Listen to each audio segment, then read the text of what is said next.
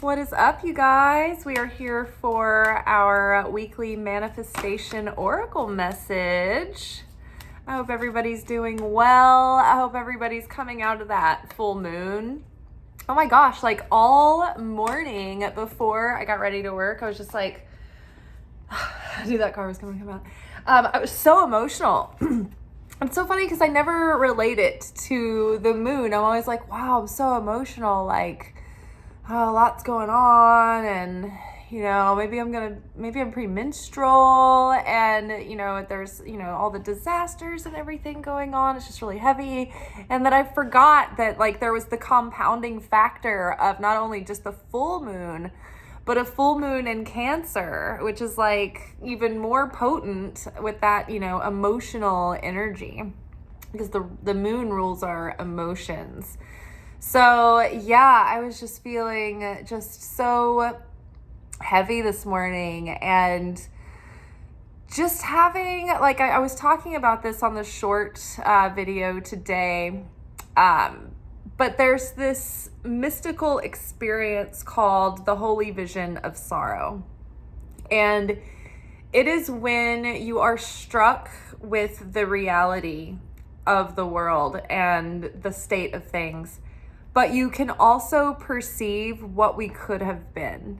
You feel and you sense the potential of what could be, and you're just so broken for what we've actually done with the world. And so that is actually a very powerful experience, and a condition to be in, because from there you can pray on behalf of the world, and those prayers can be very, very powerful. So I just keep bringing that up because this is, one of the most powerful prayer tools and methods that we can use is when we are heartbroken and in tears, not for ourselves. That is not as powerful. But when we are heartbroken and in tears on behalf of the other, or on behalf of mankind, that is very powerful. It's sacrificial. And so when we pray from there, it's like it elevates our prayers beyond what we would merit on our own. So I am just trying to equip everyone with the most powerful tools that we can have right now to pray for each other and ourselves, and how to strengthen our faith during these times. And it's really encouraging because everybody I've talked to is feeling kind of the same. They're feeling really heartbroken for LA, but they're also feeling, because I know a lot of people who have lived there for a while and come back and forth, and just a lot of people in and out of that city, and it's like everybody feels the same. It's like it's this heartbreaking scene, but also it's very like encouraging that people are really binding together, and they're coming together, and they're sharing, and they're being unified, and they're healing. And I don't know, that there seems to be so much light and goodness coming from the situation too. And this is how, it sounds naive, it sounds so utopian, but this is how we overcome darkness. This is how we overcome corruption in our systems. This is how we overcome faulty infrastructures. It's when the people aren't waiting for some leader to stand up and take charge and do it for them, but when we take it upon ourselves to just start healing each other, and not waiting around for the system to do it, because the system will not do it. The system says it's for us, but it's for maintaining a status quo, and it's not really for us. So we can't wait for the right systems and the right policies to be in place. We have to go out there and take care of one another and spread goodness and create that harmony and that unity. And if we don't, like, for instance, I saw a group that was like also in the past week confronting Kellogg's. in a big protest about the fact that Kellogg's is not healthy food and there's like dangerous things in the ingredients. And they wanted Kellogg's, some representatives to come out and make a statement and everything. And I'm pretty sure it was Kellogg's. I don't want to like fuck over Kellogg if it wasn't Kellogg, but I think it was Kellogg. I think we can all just understand though that like cereal is it's just not healthy. Like no matter how much we want cereal to be healthy, whether you buy Annie's organic cereal or whether you buy Kellogg's cereal, processed food isn't healthy. And so that's my thing. It's like, yes, we need to demand that the food industry is more conscientious and safer, and it would be ideal to have food that is actual food. And if they could at least just keep the chemicals out of our vegetables, but they won't. But we have to be discerning enough and smart enough to just understand that if you don't like Kellogg's cereal, the way to defeat them is not through protesting and by like bringing them petitions and telling them what they're doing is wrong, because they know what they're doing is wrong and they don't care. They don't care that it's unhealthy. They don't care that it's killing people. They don't care that it's making our children overweight and obese. They don't give a shit. They care about the money that's coming in from the cereal that they're selling. And that's all that they care about. So if we want to do something about Kellogg's, the fact is that the only thing we can do is stop buying Kellogg's. Just put them out of business, plain and simple. That's the only way, like money talks and shit walks, right? And that's so true. And it's like, if you don't want the evil overlords of the world to take over, and if you want to defeat the corporation and you want to save the environment, well, then stop buying K-Cups. Make a pot of coffee again. Be willing to waste some coffee and get, less packaging involved, right? It's just like there are things that we can do that make a huge impact, but they're like small things that we can do as individuals. Yes, as a group of individuals angry, taking on the establishment, we're not going to walk up to Kellogg's headquarters with some signatures in 2 boxes and have them be like, you know what, you're right. This isn't a movie. The only way to defeat Kellogg is to don't buy Kellogg's. Plain and simple. That is it. So we have to be the change we wish to see in the world. And it's starting to happen, and I see it happening, and I see that happening within the people in the communities of LA right now, and I just think that that's really something. Because, maybe 10 years ago, it would have been more chaotic and riotous. There might have been anarchy breaking out. Remember, like, all the stuff happening in like 2020, all the riots and everything, and that's not the mood right now. I think we've come far enough to be like, I don't even have the energy to like turn against one another. It's like people are just like, for God's sake, like let us help one another. So I think it's really amazing. And I think it's going to be exactly that helps us overcome darkness. It's when we are unified that we have power. When groups pray in groups of 10, that's why they have 10 people in a minyan.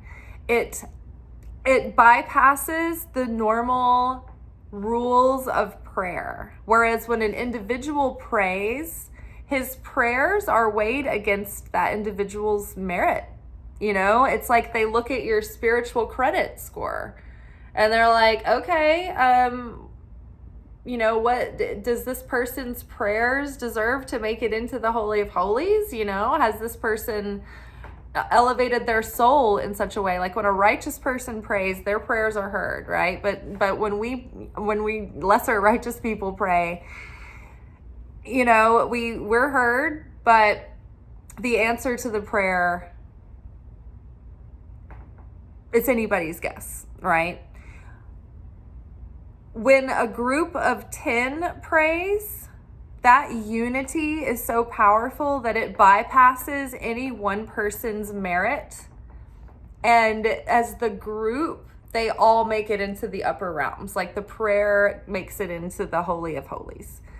So now there are different aspects of this, right? I mean, when we pray to Jesus, we pray directly to Jesus. When we pray to God, we talk directly to God. And when we ask God for help, that never goes against the spiritual credit. It's like, it's absolute grace When you pray for help from God or Jesus, that is absolute grace. If you're praying to like angels or you're asking for angelic help, that is a situation where spiritual credit score is going to be brought into the scenario, the equation. But no matter what kind of people you have together, if you have 10 people in agreement and they are unified and they are not against one another and there's no separation or malice or hardness in the heart for one another. See, the unity thing is interesting because you can disagree with people and still remain unified as long as you don't have hard feelings towards one another and you don't have ill wishes towards that person. But you can disagree with someone and still love them, and still have soft feelings towards them and inclusive feelings where you don't want to reject them because they disagree. Right. Whereas, some people, you're just they get under your skin. You can't stand them. That is separation. That if you had that going on with the group of 10 that, you wouldn't be in union. So people, their hearts are open and they feel neighborly right now and they're unified. And so this is the most powerful time for positive change and positive transformation and positive,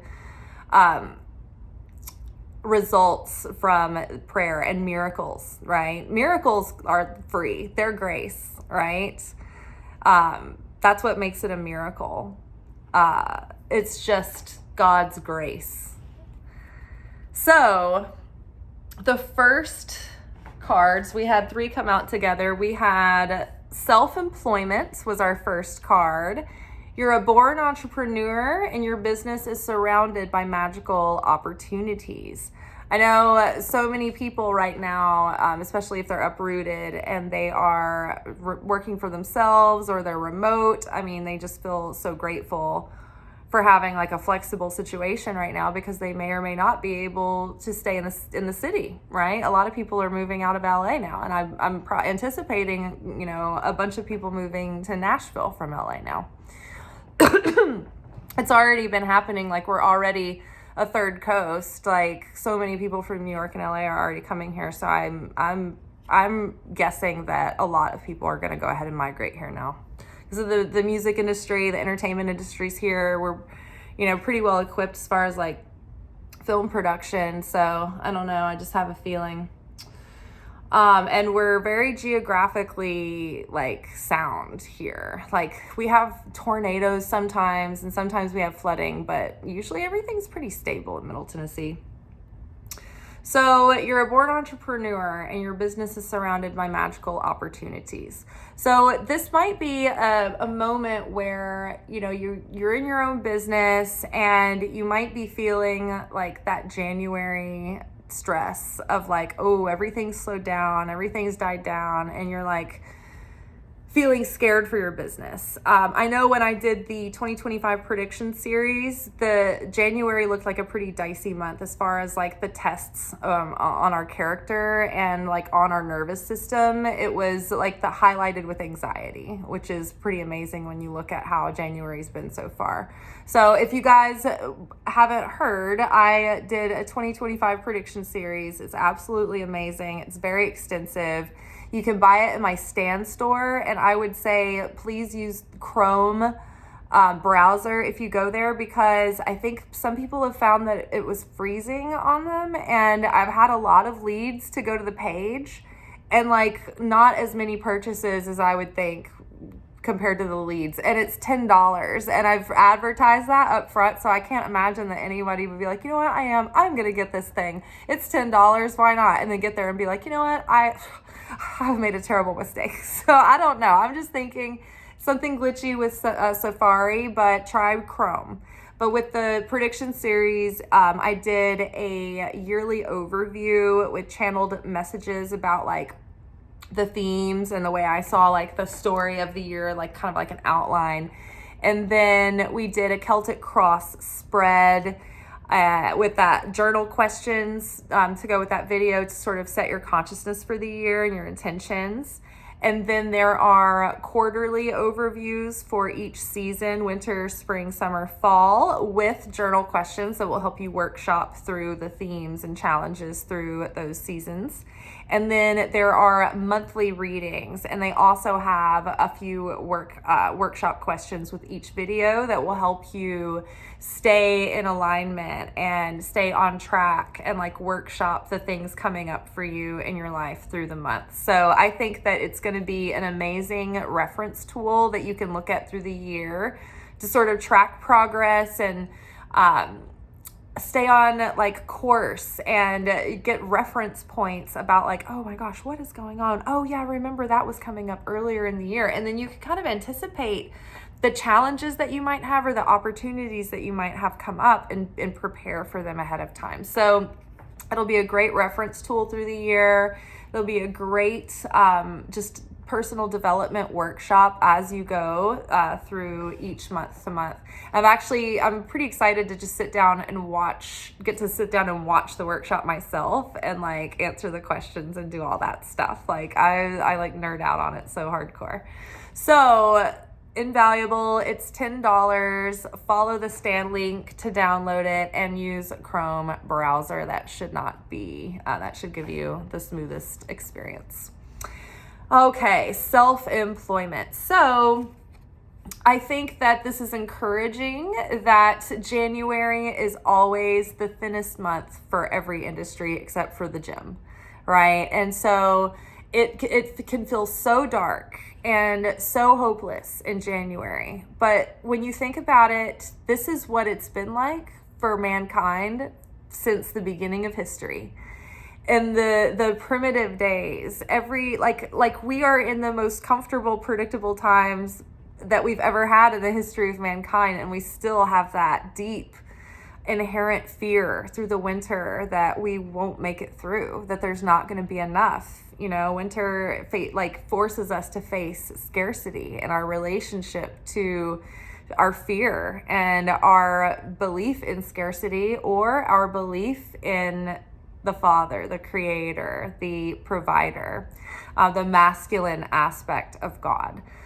So, this is a real stretch of our faith, but I think we're being encouraged to not base your decisions about your business on January. January is always a hard month, so be encouraged that you really have something of value, and that even if you end up, making tweaks and changes and pivoting a little bit, the core of what your idea and talent, is bringing, there's something of value there, and there's something that can be useful to humanity. So don't throw it out completely. Don't give up on it yet.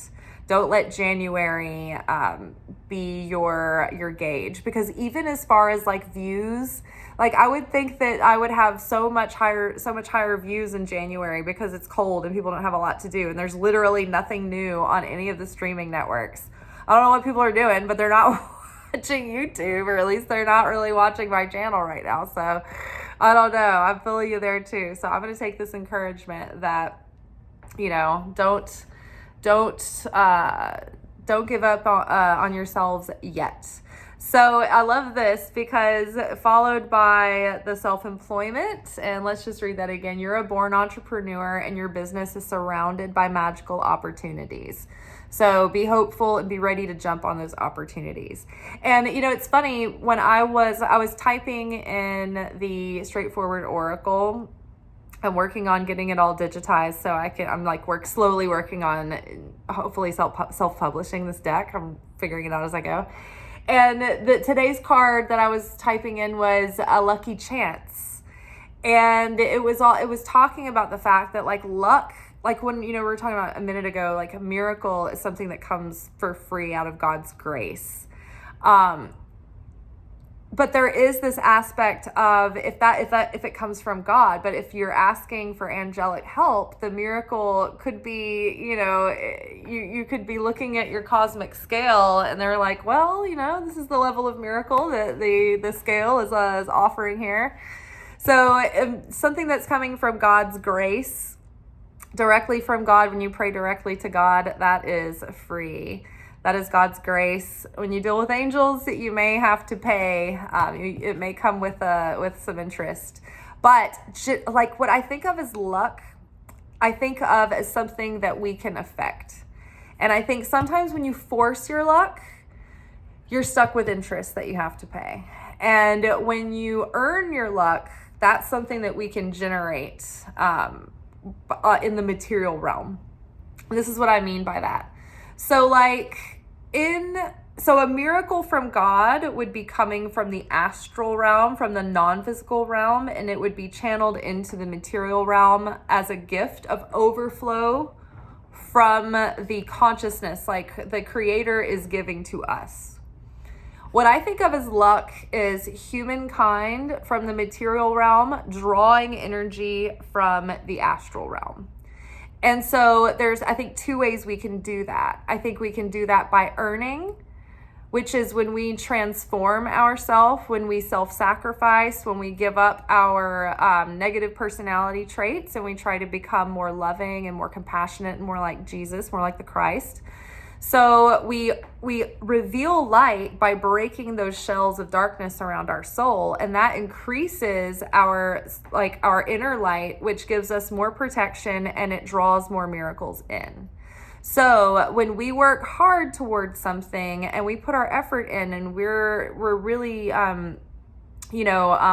growing and healing and evolving and changing and transcending as a person, as a soul, then I think that enhances our luck. And if we pay attention to the inner voice within and we can kind of synchronize with that flow of the universe, then timing meets preparedness, and synchronicity, throws in a little bit of sugar, and then suddenly, you have a lucky chance, you have a lucky break, you cross paths with something, and it's like this combination of being prepared at the right time, at the right place.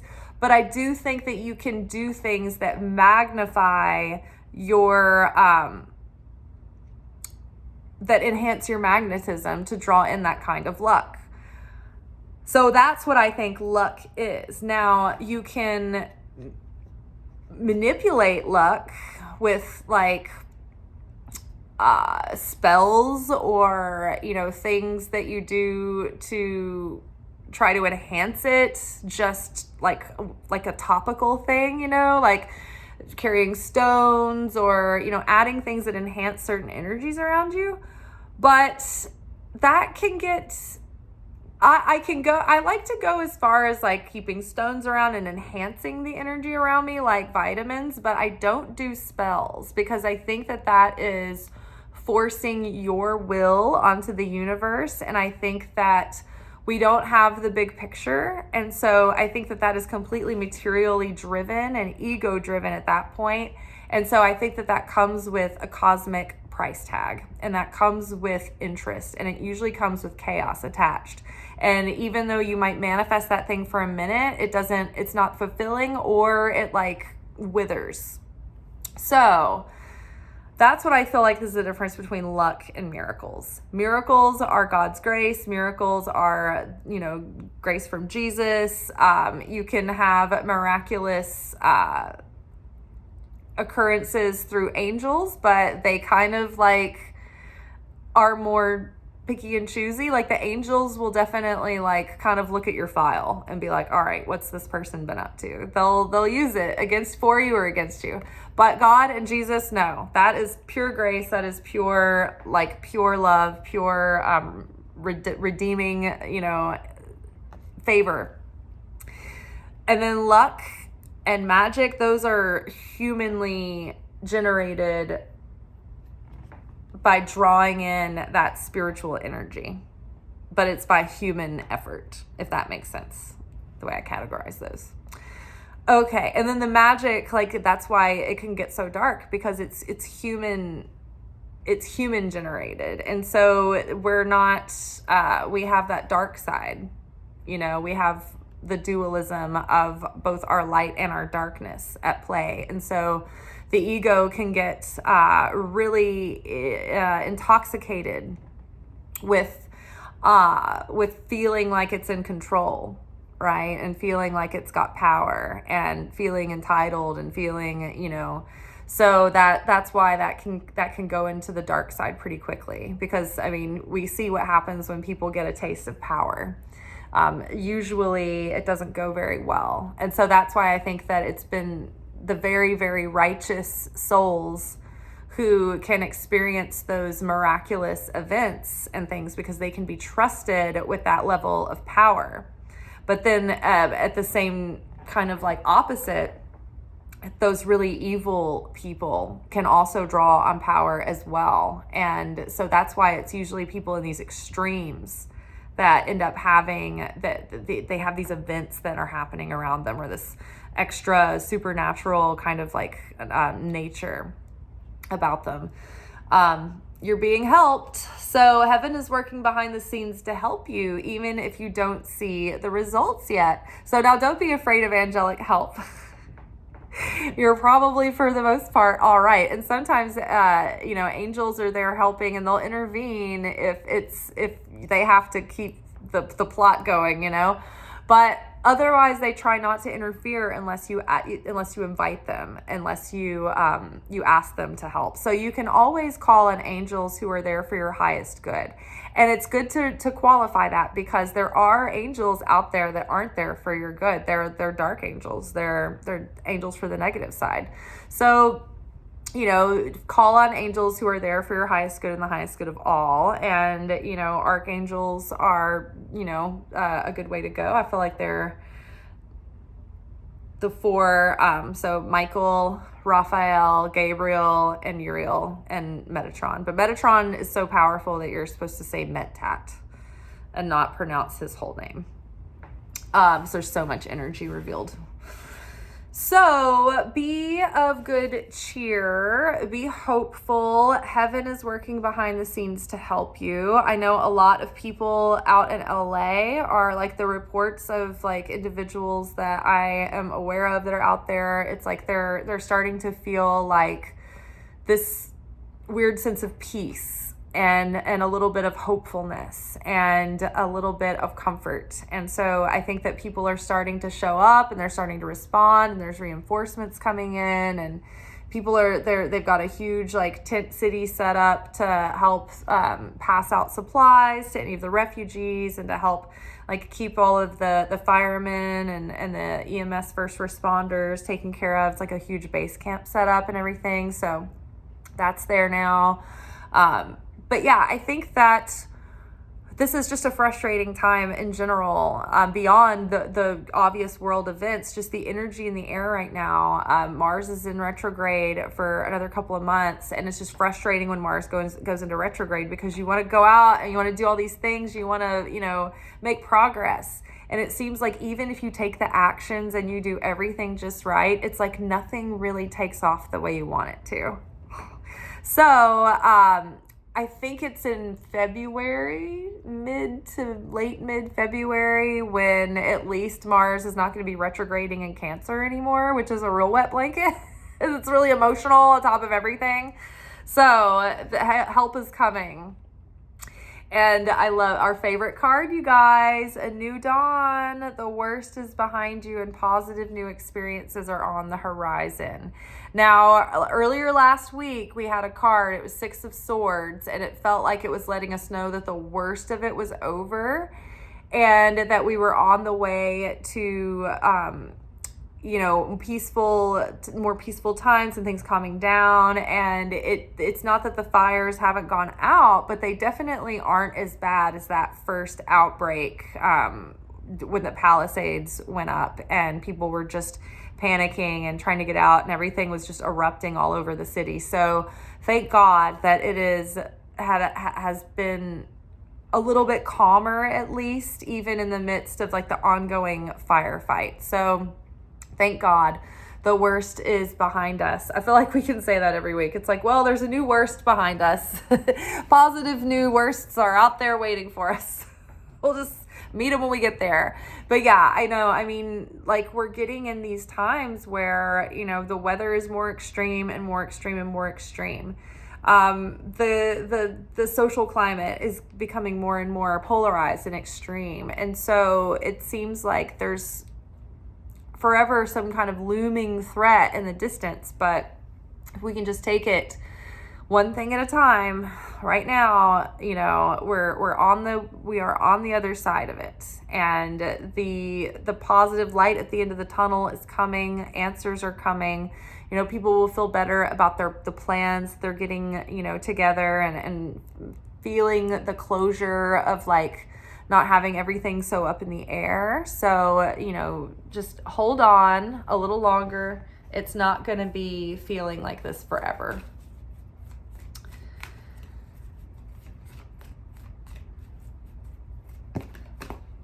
And what do we have? Accept heaven's help. I feel like these cards always come up together. It's like you're being helped. Let heaven help you. And you've prayed for help, so get out of the way and let heaven help you. It's like, okay. Sometimes it's really hard to receive. Sometimes it takes a lot of trust to open yourself up to receive, because sometimes when people have given, they've had strings attached. Sometimes receiving hasn't felt safe, or you haven't felt welcome to receive, or you haven't felt deserving of receiving, right? So sometimes like the help shows up and people are like, no, I can't. I couldn't possibly. Like, here, let me help you with that. Oh, no, I'm fine. And you're like struggling. It's like, just let the help. Like, the help it's coming. Heaven has sent help to help you. So accept the help.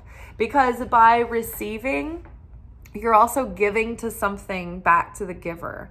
Because when someone gives and shares and does an act of service for another, then they are blessed through that. And so when you receive graciously, then that gives the giver a sense of satisfaction, but also you're giving them an opportunity to do something that will elevate their soul. And so you're not taking them from them. You're not burdening them. Like unless you're trying to like manipulate someone into giving to you, that's different. But if someone is offering to you and you're in need, it's like, receive graciously.